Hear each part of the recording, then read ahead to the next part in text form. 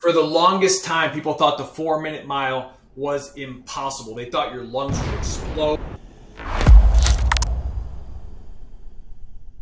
They thought the body couldn't handle it physically. And then in 1954 comes along Roger Bannister, and he breaks the barrier. He runs a sub 4 minute mile for the first time in history.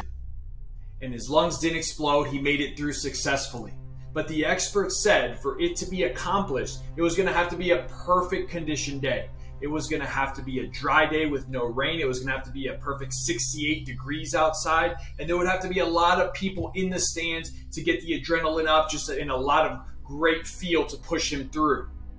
And Roger Bannister did it on a cold, wet day with very, very few people watching. He defied all the odds. He did everything they said he couldn't do. And then since that point, 46 days later, a guy named John Landy breaks it again.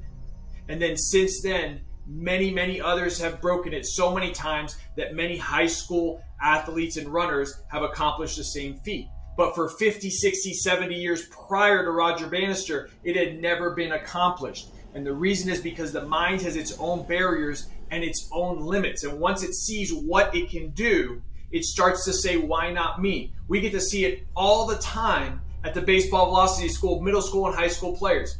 Every single year I get to meet folks and players that were told, you will never throw hard enough. You will never be strong enough. You'll never be a varsity starter. You'll never play college baseball. And sure enough, they put their head down and they see what's possible. And those same guys are very successful at the varsity level, playing college baseball, having confidence, living their dream because they see others around in our tribe that have accomplished the same things where they're currently at, and we're able to rise and break those barriers. And so they look around and say, why not me? They do what Roger Bannister did when he said, I'm going to accomplish this like some of our guys have done. And then others look around and say, I can do that because I see that he did it.